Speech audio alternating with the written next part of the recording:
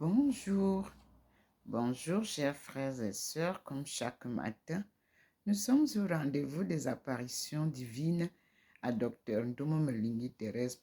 Comme vous pouvez le constater, la lumière du Seigneur nous éclaire et nous allons lire les lectures qui nous ont été données hier avec ce livre et le questionnement. L'humanité à la recherche de Dieu. Comme vous le savez, nous suivons ce que le Seigneur nous révèle. Donc, je vais juste faire cette petite publication de la lecture d'hier, 7 janvier 2024. Je cite, « Étude, l'humanité à la recherche de Dieu. » Au cours des millénaires, les hommes ont recherché Dieu d'innombrables façons. C'est ainsi que, dans le monde entier, le phénomène religieux a pris une variété extraordinaire de formes, de la luxuriance, de l'hindouisme au monothéisme juif, en passant par l'islam et les églises de la chrétienté, sans oublier les philosophes sans oublier les philosophies orientales telles que le confucianisme. Dans de vastes régions du globe, l'humanité s'est aussi tournée vers l'animisme, la magie,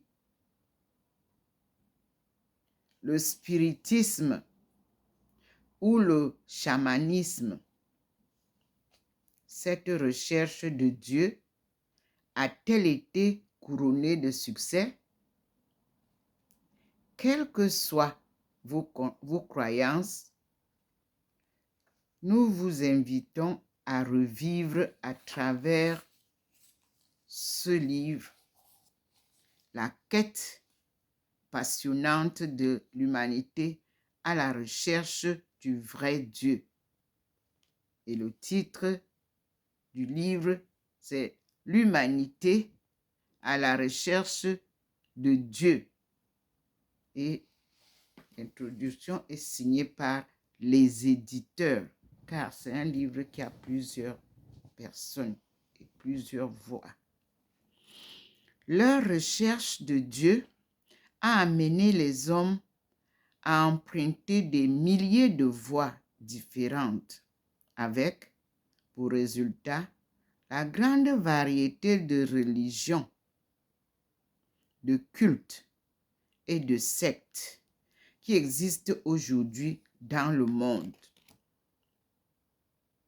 Mais comment peut-on trouver le vrai Dieu? Quelles que soient vos croyances religieuses, ce livre vous invite à participer à cette recherche. Donc, le deuxième point, c'est l'incroyance aujourd'hui.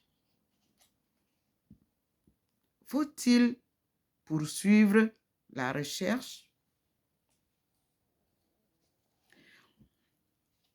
Il est dit, Dieu cesse de faire partie des préoccupations habituelles des hommes.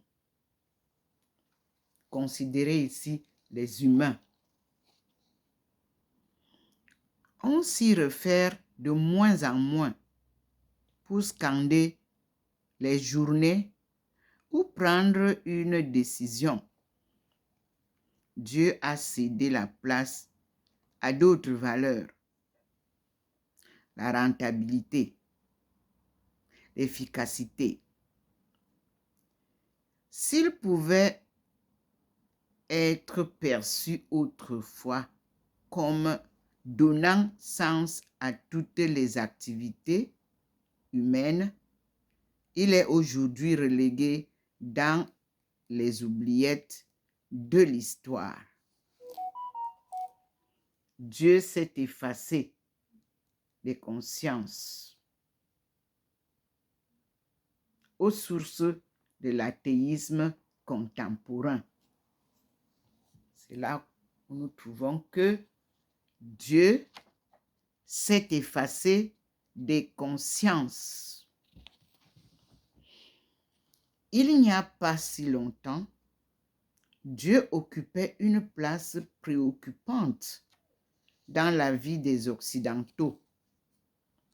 Pour être accepté dans la société, on devait afficher une certaine foi en Dieu, même si tout le monde ne pratiquait pas avec sincérité ce qu'il prétendait croire. On gardait prudemment pour soi ses doutes et ses incertitudes. Quiconque les aurait exprimés en public aurait choqué, risquant même d'être mis au banc de la société. Mais aujourd'hui, le vent a tourné. Quiconque a des solides convictions religieuses passe aux yeux de beaucoup pour quelqu'un de borné, de dogmatique, voire de fanatique. Dans de nombreux pays, la majorité des habitants ne se soucient guère de Dieu et de la religion quand ils ne s'en désintéressent pas complètement. La plupart ont cessé de rechercher Dieu, soit parce qu'ils ne croient pas qu'il existe, soit parce qu'ils en doutent. À telle enseigne, que certains ont qualifié notre époque de post-chrétienté. Il est donc nécessaire de poser ces questions. Comment les gens ont-ils pu à ce point perdre la notion de Dieu? Qu'est-ce qui a provoqué ce changement? A-t-on des raisons valables de poursuivre la recherche de Dieu? Mais si nous avons un nouveau tournant dans la recherche, c'est la réforme qui a été tentée. Alors, je cite, « La véritable tragédie pour l'Église médiévale, c'est qu'elle n'évolue pas avec son temps. Loin de suivre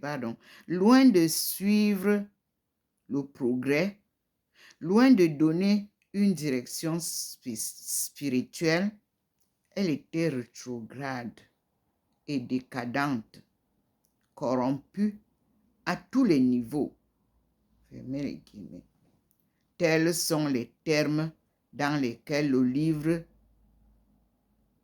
L'histoire de la Réforme, écrit en anglais, décrit la puissante Église catholique romaine qui domine la plus grande partie de l'Europe. Du 5e au 15e siècle de notre ère. 2. Comment, de toute puissante qu'elle était, l'Église de Rome se retrouve-t-elle décadente et corrompue? Comment la papauté,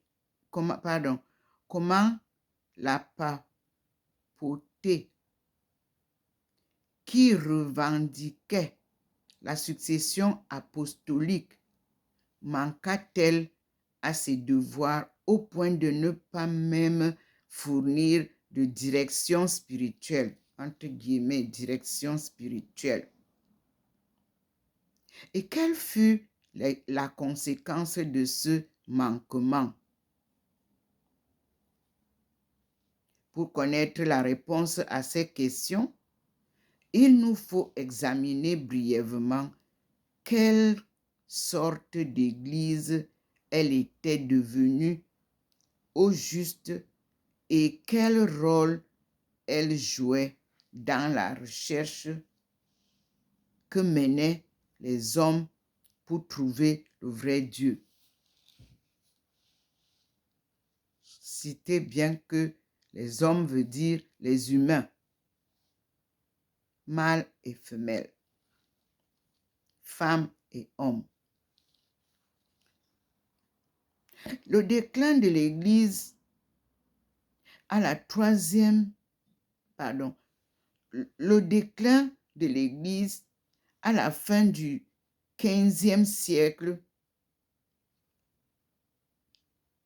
nous allons lire ce déclin. Il est dit, le déclin de l'Église. À la fin du XVe siècle, l'Église de Rome possédait tant de paroisses, de monastères et de couvents d'un bout à l'autre de son domaine qu'elle était le plus grand propriétaire terrien d'Europe. On a dit qu'elle possédait la moitié des terres en France et en Allemagne et au moins les 2/5 en Suède et en Angleterre. Qu'en résulte-t-il? La splendeur de Rome s'accrut démesurément à la fin du XIVe siècle et au début du XVe siècle, et son importance politique augmenta temporairement, dit le livre Histoire de la civilisation en anglais. C'est le titre du livre.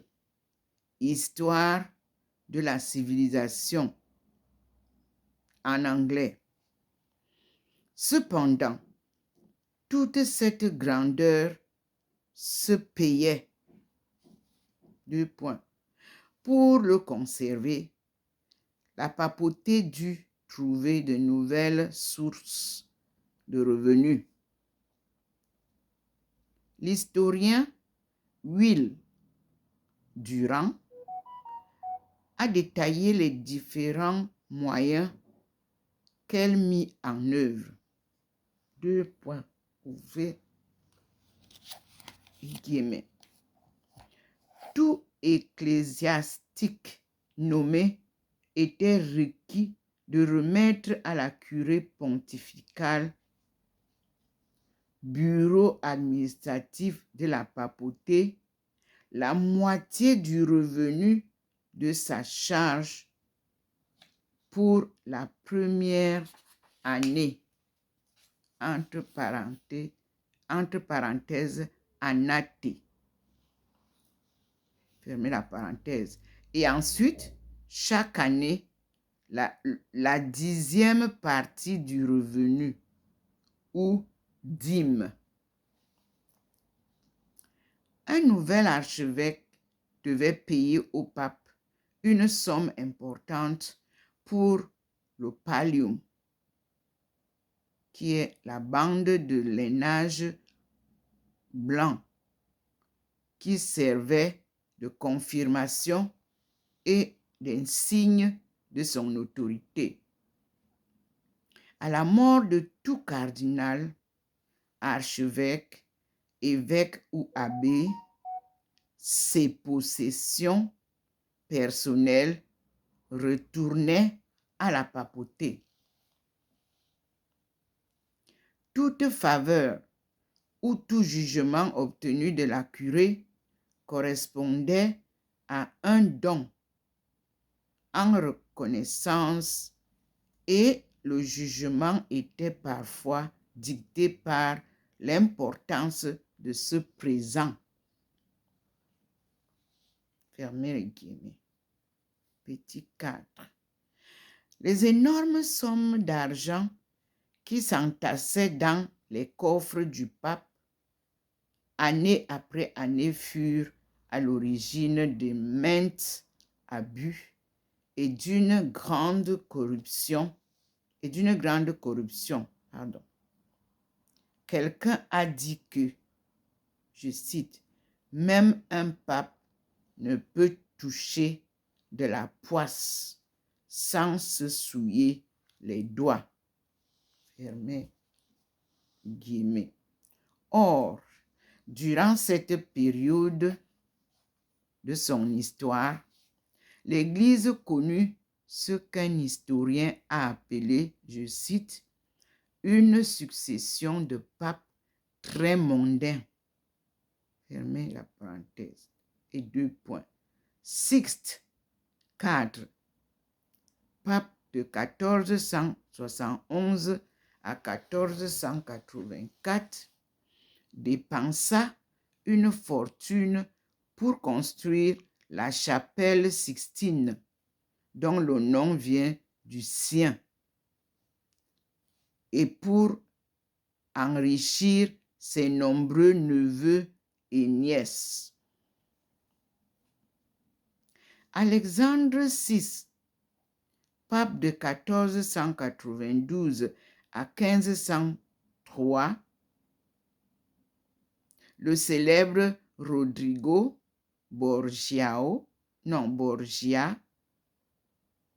reconnut et favorisa ouvertement ses enfants illégitimes. Jules II, pape de 1503 à 1513, fermez la parenthèse, un neveu de Sixte IV préférait les guerres, la politique et les arts à ses devoirs ecclésiastiques. Erasme, érudit catholique hollandais, était donc pleinement fondé à écrire en 1518, je cite, l'impudicité de la curie romaine a atteint son point culminant. Fermez les guillemets. Point 5. La corruption et l'immoralité n'étaient pas le propre de la papauté. Un dicton disait alors, je cite, « Si tu veux la perte de ton fils, fais-le prêtre. » Les récits de l'époque confirment cet état des choses. Selon Will Durant, en Angleterre, pour ce qui est des accusations d'incontinence sexuelle enregistrées en 1499, les coupables ecclésiastiques se montaient à quelque 23% du total, bien que le clergé correspondit probablement à moins de 2% de la population. Certains confesseurs sollicitaient des faveurs de leur pénitence.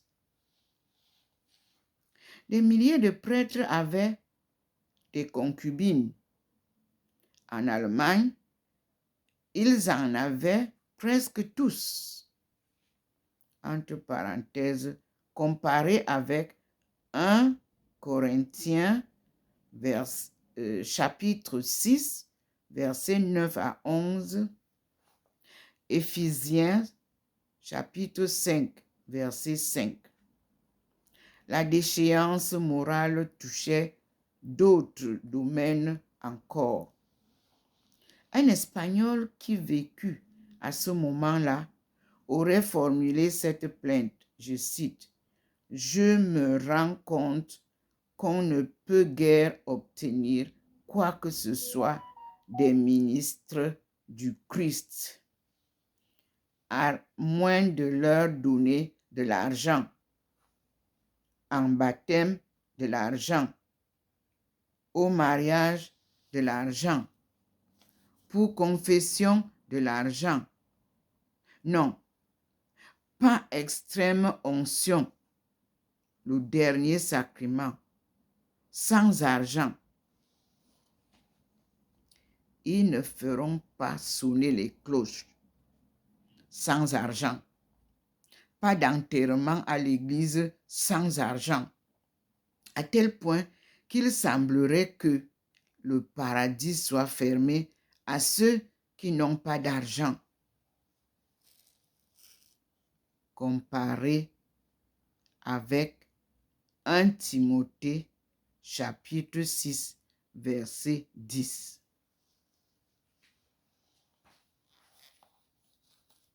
Merci Seigneur pour ta lumière. Même vous voyez comment elle est intense.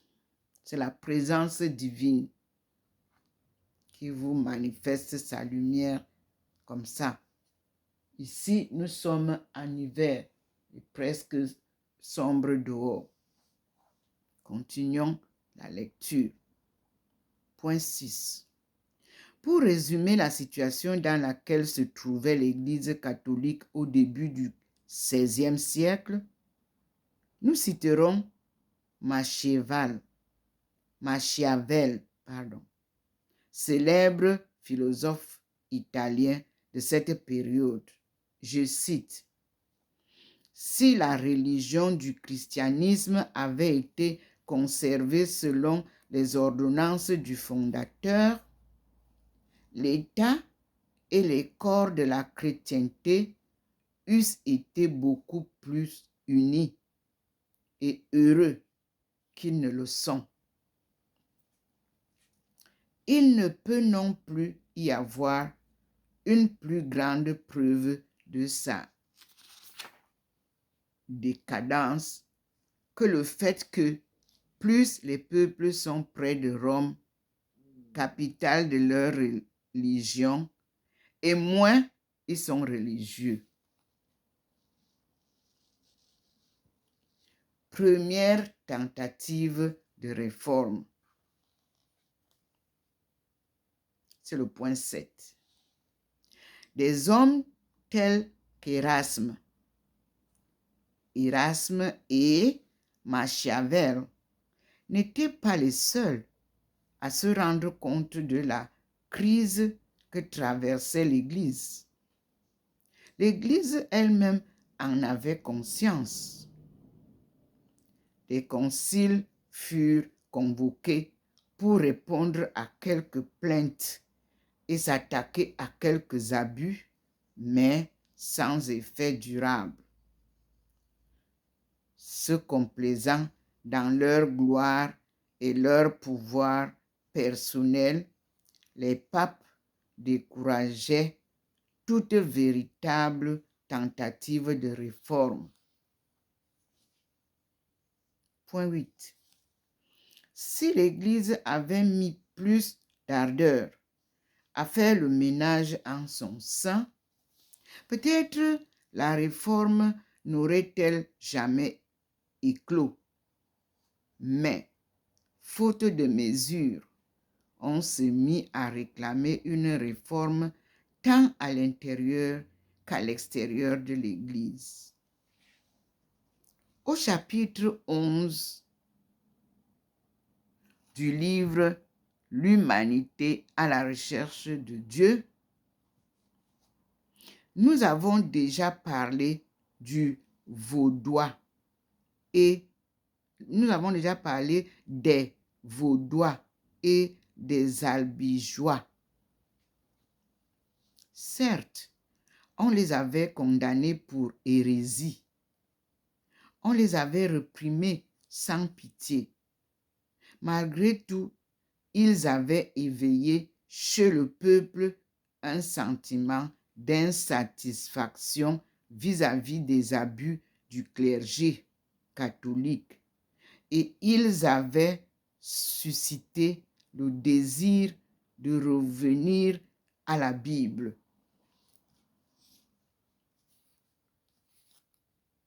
Un autre point, protestation au sein de l'Église.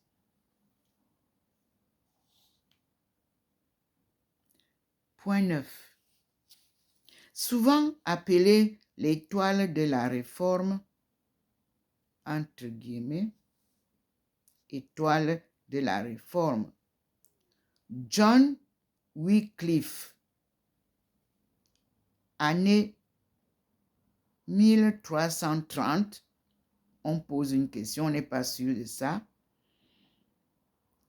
Donc, de 1330 à 1384, puisqu'il est mort en cette date-là, était prêtre catholique. Donc, John Wycliffe était prêtre catholique et professeur de théologie à Oxford, en Angleterre. John Wycliffe, né en 1330, mort en 1384, était prêtre catholique et professeur de théologie à Oxford, en Angleterre. Bien au courant des abus perpétrés dans l'Église, il écrivit et prêcha, par exemple, contre la corruption dans les ordres monastiques, contre les taxes papales, contre la doctrine de la transsubstantiation, entre parenthèses, selon laquelle le pain et le vin utilisés lors de la messe se changent littéralement en le corps et le sang de Jésus-Christ. Fermez la parenthèse. Il s'était aussi révolté contre la confession et l'ingérence de l'Église dans les affaires temporelles. Point 10. Wycliffe se montra particulièrement virulent quand il s'en prit à la négligence de l'Église à enseigner la Bible. Il déclara un jour, je cite, « Plût à Dieu que chaque paroisse de ce pays ait une bonne Bible et de bonnes interprétations de l'Évangile, que les prêtres les étudient assidûment et qu'ils enseignent vraiment l'Évangile et les commandements de Dieu au peuple. » Fermez les guillemets. Ces dernières années de sa vie, à cette fin, Wycliffe entreprit dans ces dernières années de sa vie de traduire en anglais la Vulgate, la Bible latine. Aidé de ses associés, notamment de Nicolas de Hereford, il produisit la première Bible complète en langue anglaise. Incontestablement, ce fut le plus grand apport de Wycliffe à la recherche que menaient les hommes pour trouver Dieu. Point 11. Les écrits de Wycliffe ainsi que les parties de la Bible furent propagées dans toute l'Angleterre par un groupe de prédicateurs souvent dénommés les pauvres prêtres, entre guillemets, les pauvres prêtres, parce qu'ils allaient pieds nus, vêtus simplement, et ne possédaient aucun bien. On les appelait aussi par dérision Lollards, Lollards,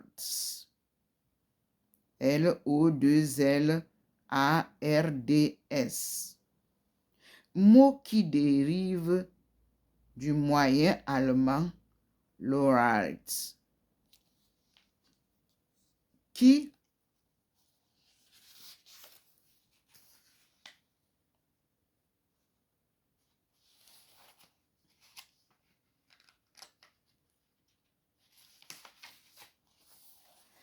mormonne, c'est la signification du mot Lollard, qui mormonne des prières ou des hymnes, fermez les guillemets. Brewer's Dictionary of Praise and Fable, fermez la parenthèse, je cite, en quelques années, leur nombre s'accrut considérablement, déclare le livre les Lollards en anglais. On a estimé qu'au moins un quart de la nation penchait réellement pour ces opinions ou les professait. Fermez les guillemets. Pour ces opinions, il va de soi que tous ces remous n'échappèrent pas à l'Église.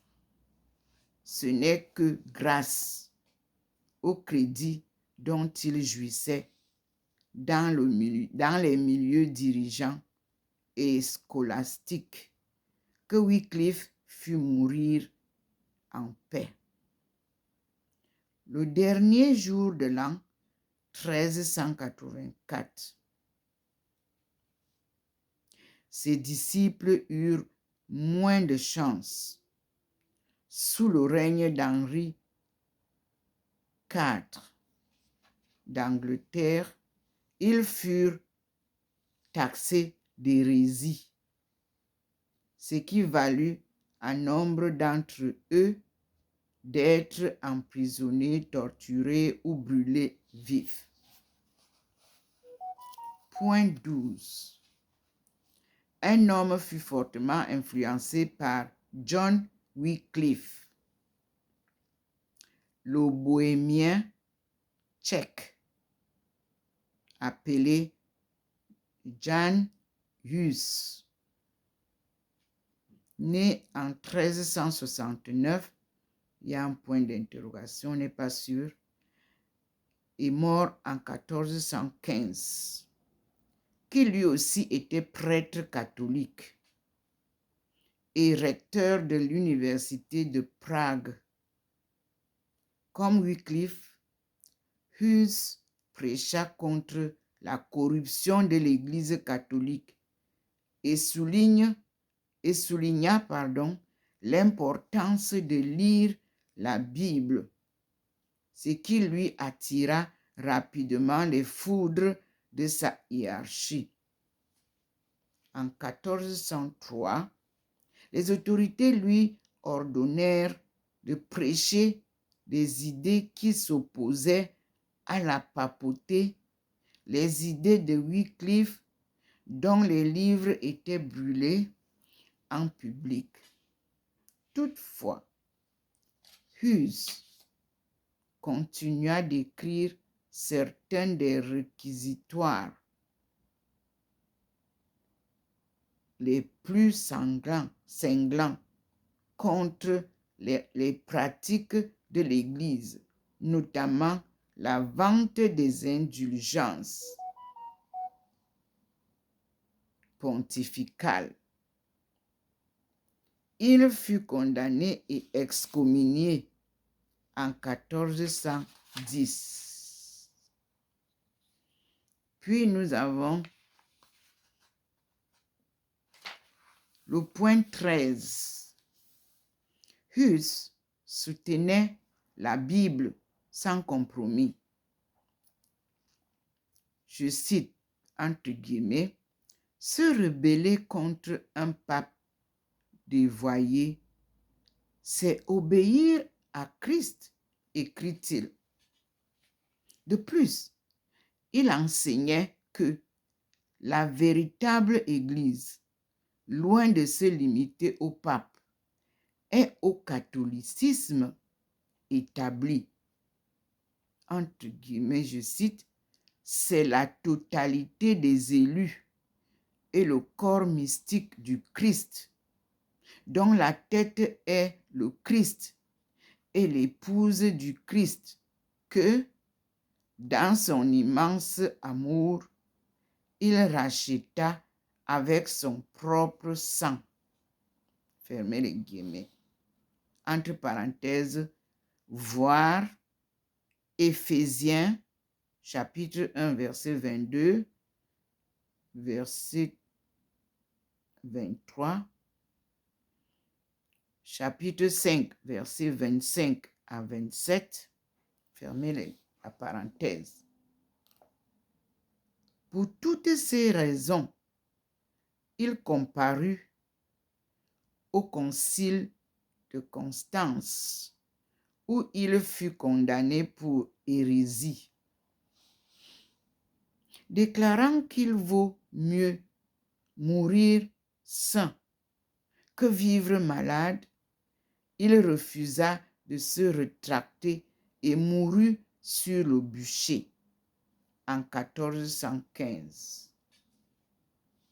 Le même concile ordonna qu'on exhumât les ossements de Wycliffe et qu'on les brûlât, alors qu'il était mort et enterré depuis plus de 30 ans. Point 14. Un autre des premiers réformateurs fut le moine dominicain Jérôme Savonarole. Lui, il a vécu de 1452 à 1498. Fermez la parenthèse. Du monastère San Marco à Florence, en Italie. Enflammé par l'esprit de la Renaissance italienne, Savonarole dénonça la corruption de l'Église et de l'État, prétendant se fonder sur l'Écriture, sur des visions et sur des révélations qu'il avait reçues. Il chercha à instaurer un État chrétien, un ordre théocratique. En 1497, le pape l'excommunia. L'année suivante, il fut arrêté, torturé, puis pendu.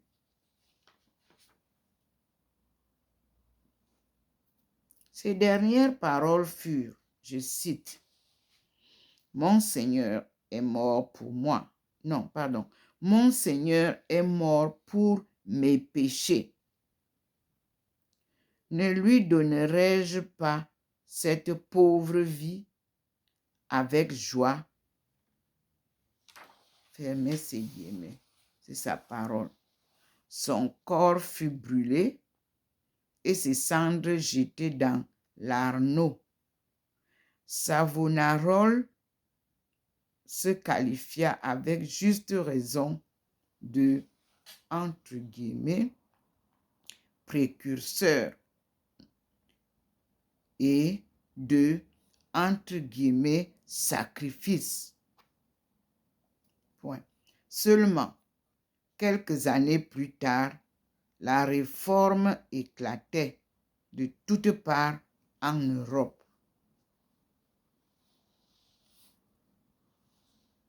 Le point 3. Une maison divisée. Nous avons eu 2, les réformes. 3, une maison divisée. Le petit point 15 nous dit: quand la tempête de la réforme se déchaîna, elle ébranla la maison religieuse de la chrétienté en Europe occidentale. Jusqu'alors, sous la domination presque absolue de l'Église catholique romaine, cette maison se divisa. Le sud de l'Europe, l'Italie, l'Espagne, l'Autriche et certaines régions de France demeura en majorité catholique. Le reste de l'Europe se sépara en 3 courants principaux, je cite, luthériens en Allemagne et en Scandinavie, calvinistes ou réformés, en Suisse, aux Pays-Bas, en Écosse et dans plusieurs régions de France. Point virgule, et anglicans en Angleterre. Point. Au milieu de ces courants apparurent çà et là des groupes plus petits, mais plus radicaux. D'abord, les anabaptistes, puis les ménonites, les luthérites et les puritains, qui par la suite emportèrent leurs croyances en Amérique du Nord. Petit point 16, nous terminons là. Les années passant, ces principaux courants se fractionnèrent pour former les centaines de confessions qui existent aujourd'hui. Presbytérienne, épiscopalienne, méthodiste, baptiste, congrégationaliste, pour n'en citer que quelques-unes. La chrétienté devint vraiment une maison divisée. Mais qu'est-ce qui suscita toutes ces divisions? Nous avons Luther et ses thèses. Point 17 nous dit: si l'on devait désigner une date ayant marqué le début de la réforme protestante, ce serait le 31 octobre 1517, jour où le moine Augustin Martin Luther, né en 1483 et mort en 1546, placarda ses 95 thèses à la porte de l'église du château de Wittenberg, en Saxe, un État allemand. Mais qu'est-ce qui avait provoqué cet événement révolutionnaire? Qui était Martin Luther? Et contre quoi protestait-il? Petit point 18 nous dit: comme ses prédécesseurs, Wycliffe et Hus, Martin Luther était un moine érudit. Il était aussi docteur en théologie et professeur d'études bibliques à l'université de Wittenberg. Luther se tailla une solide réputation de par son intelligence de la Bible. Même s'il avait des idées arrêtées sur la question du salut ou de la justification par la foi plutôt que par les œuvres ou par la pénitence, il n'avait nullement l'intention de rompre avec l'Église de Rome. En réalité, il avait affiché ses thèses par réaction à un incident spécifique. Il ne s'agissait pas d'une révolte préméditée. Il protestait contre la vente des indulgences. Point 19, petit point 19. À l'époque de Luther, les indulgences pontificales étaient vendues publiquement, non seulement en faveur des vivants, mais encore pour les morts.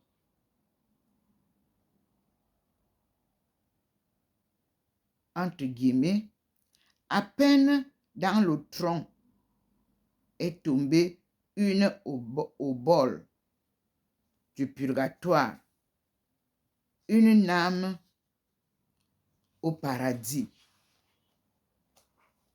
s'envole, disait un adage. Pour les gens ordinaires, une indulgence devint presque une assurance d'impunité. C'est jusque-là que le Seigneur a pu me faire lire et je partage cela avec vous et nous continuons à découvrir ce qu'il nous donne pour nous illuminer, pour nous éclairer, pour nous préparer à accueillir l'évangile de Jésus-Christ par lui-même, qui ramène la parole divine. Nous sommes donc là en phase de préparation. Le Seigneur nous prépare à l'accueil de la bonne nouvelle. Nos aïeux connaissaient Dieu. Nos aïeux communiquaient avec Dieu. Puis, à un moment donné, le Seigneur s'est éloigné. Et maintenant, le Christ revient nous montrer les erreurs qu'il y a eu et nous enseigne les stratégies, les moyens, la façon de vivre la parole de Dieu et comment nous allons ensemble nous rapprocher de Dieu. J'ai ici un petit livret que je vais lire avec vous au nom de Abdul Baha'i. Abdul Baha'i est le fils de Baha'u'llah, à qui le père a cédé avant sa mort toute la connaissance. Et vous le savez, je vous l'avais annoncé, Abdul Baha'i est venu m'apparaître en vision. Et avant de m'avancer, j'ai demandé en prière au Christ, faut-il que j'aille vers cet appel? Il m'a dit, va. Je vous l'ai dit. Et Abdul Baha'i m'a amené sur la bonne voie. Où en Perse, nous retrouvons quelques-uns de nos rejetons venus d'Afrique. Et non seulement ça, il m'a aussi donné la possibilité de comprendre que c'est la bonne voie.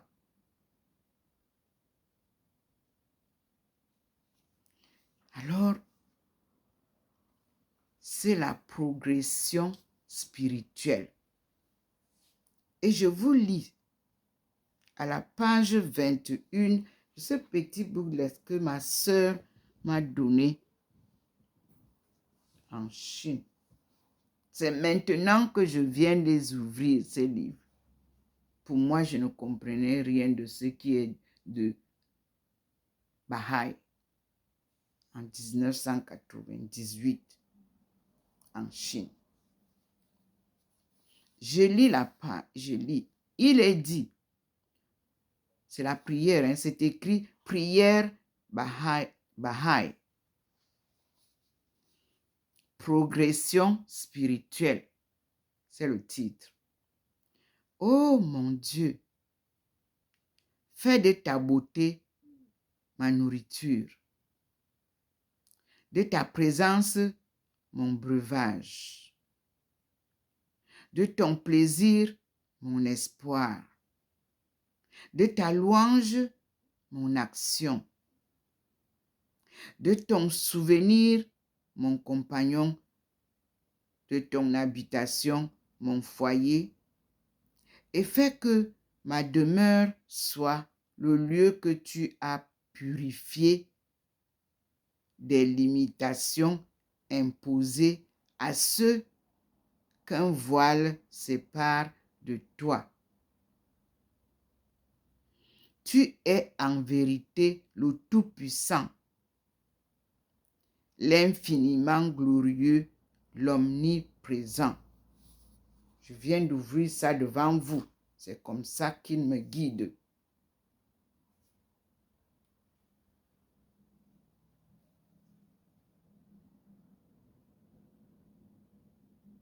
Et je continue la lecture à gauche.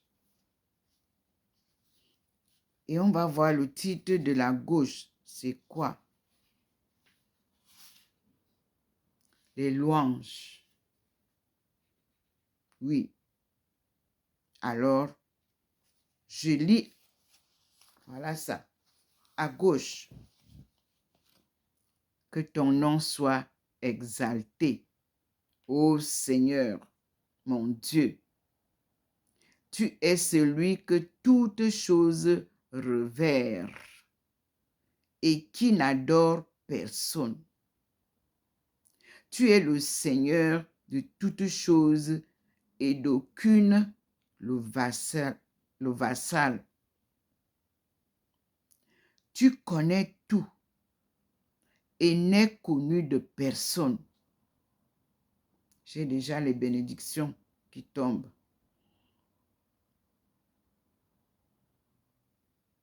Tu as voulu te révéler aux hommes, aussi as-tu par un mot de ta bouche amené la création à la vie et façonné l'univers. Il n'est d'autre Dieu que toi, celui qui façonne, le Créateur, le Tout-Puissant, celui qui a tous les pouvoirs. Je t'implore par ce mot même, manifesté au-dessus de l'horizon de ta volonté, de me permettre de boire à longs traits les eaux vivifiantes par lesquelles tu as revigoré les cœurs de tes élus et éveillé à la grâce les âmes de ceux qui t'aiment, de façon que je puisse à tout moment et en toute situation tourner mon visage entièrement vers toi. Tu es le Dieu de puissance, de gloire et de bonté. Il n'est d'autre Dieu à part toi, le chef suprême, le très glorieux, omniscient. Nous sommes là en train de lire la page 20. J'ai commencé, il m'a fait lire la page 21 et il retourne avec moi aux louanges à la page 20. Frères et sœurs, je dis bien que ça, je l'ai reçu. C'est prière révélée par Bab. Ça a été édité en 1958, la première édition, et repris en 1964 par l'Assemblée spirituelle nationale des Bahaïs de Belgique, 54 rue Stanley, Bruxelles 18. Frères et sœurs,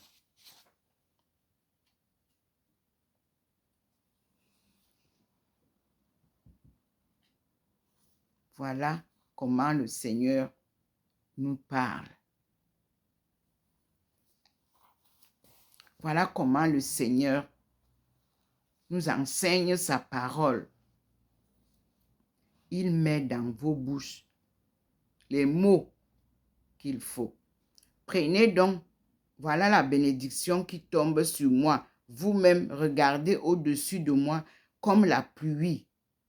Je fais un temps de silence pour accueillir cette pluie de bénédiction avec vous, mes frères et sœurs, afin que nous puissions nous tourner désormais vers le Christ qui nous montre la voie vers son Père. Zen Ito, la voie de la vérité en ma langue maternelle. Une langue qui porte mon nom, Ndomo, au Mali. Ce sont les Mandingues qui ont cette parole. Et ce sont les Etoun au Cameroun qui ont cette langue dont je fais partie. Une petite pause. Nous allons ensemble jouir de la miséricorde que Dieu nous donne. Regardez comment la pluie tombe sur nous.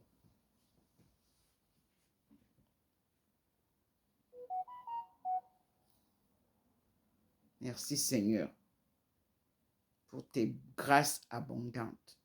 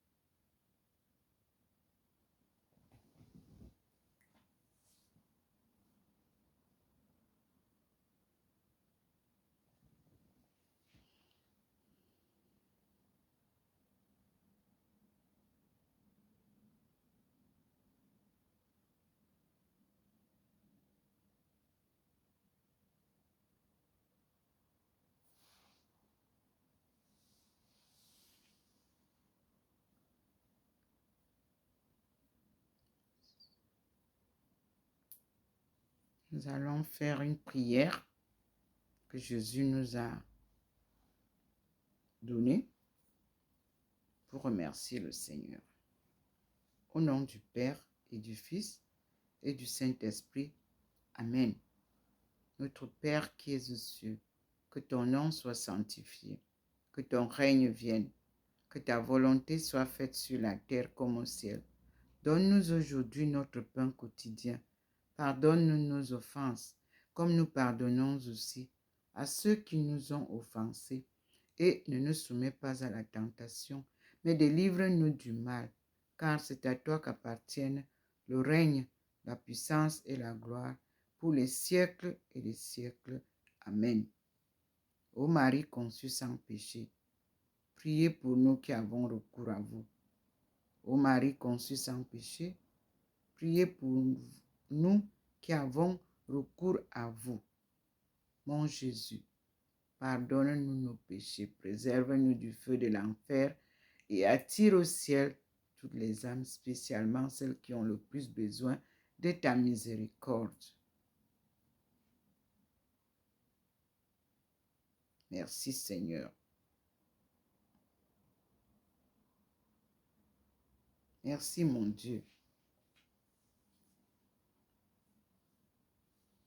Et je vous dis à tous et à toutes, croyez au Seigneur, quelles que soient les difficultés que vous rencontrez.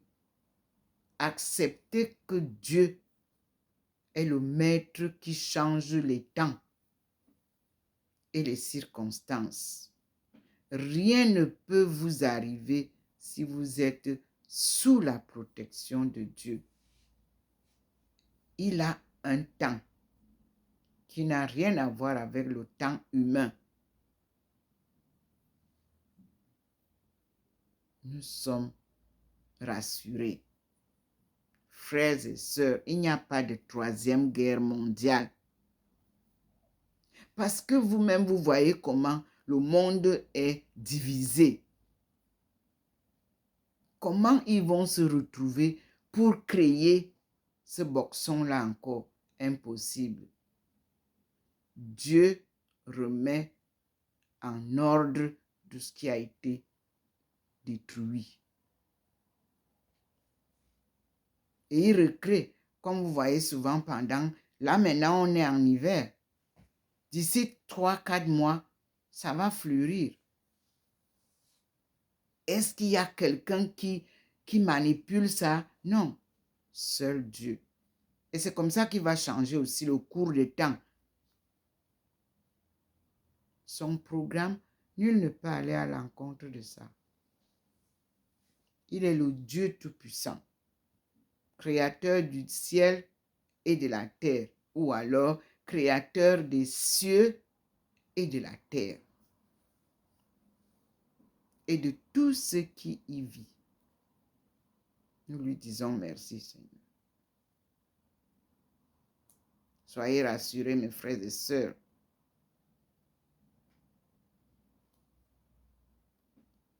Dieu vient nous sauver. C'est le salut du monde à la deuxième venue de Jésus-Christ. Cela est dans vos Bibles. Aujourd'hui, je vous ai publié 1 Chronique et 2 Chroniques pour que vous découvriez la généalogie du Christ, mais surtout notre généalogie à partir d'Adam et Ève. Notre généalogie après le déluge à partir de Noé. Et surtout, cette langue dont je parle, vous trouvez ça dans Genèse chapitre 11. La tour de Babel. Et moi, descendante de Béla, vous trouvez ça dans 1 Chronique chapitre 7. Lisez en allant jusqu'au verset 6. Le fils de Benjamin, Béla, le premier chef. Puis, vous comprendrez la généalogie des patriarches à partir de Genèse 5. Lisez tout Genèse 5. Si vous pouvez, lisez Genèse 5, Genèse 6, jusqu'à Genèse 11 pour comprendre ce qui est arrivé à nos ancêtres, les changements.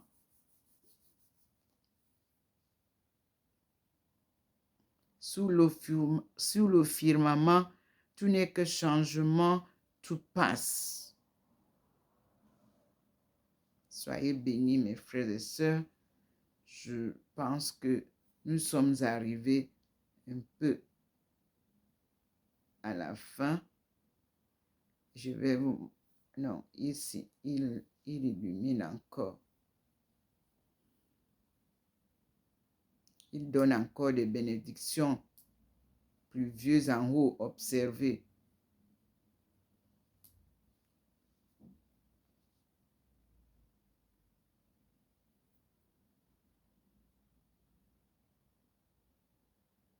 Merci Seigneur. Merci.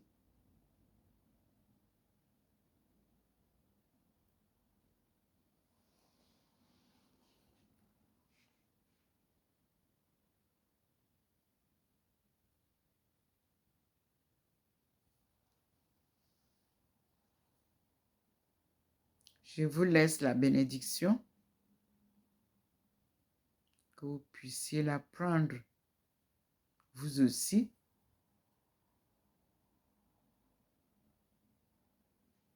Le Seigneur Jésus-Christ revient pour rétablir son Église, comme il avait dit, que sur cette pierre, je bâtirai mon Église. Donc, c'est lui qui bâtit l'Église. Ce n'est pas quelqu'un d'autre.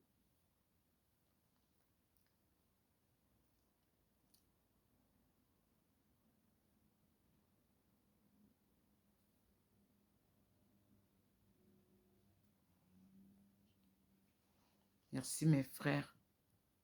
Passez une bonne soirée.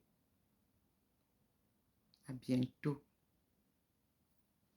Je suis Dr Ndomo Melingi Thérèse.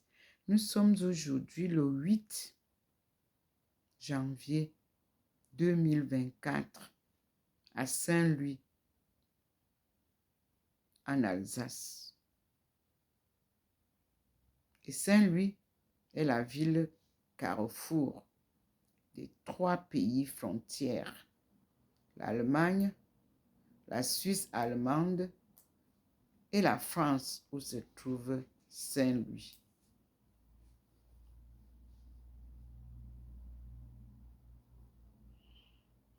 Dieu a choisi se manifester ici.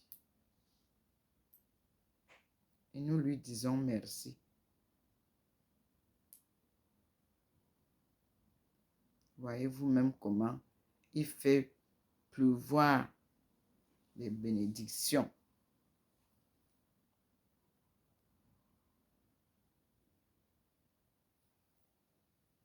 À ne pas en finir.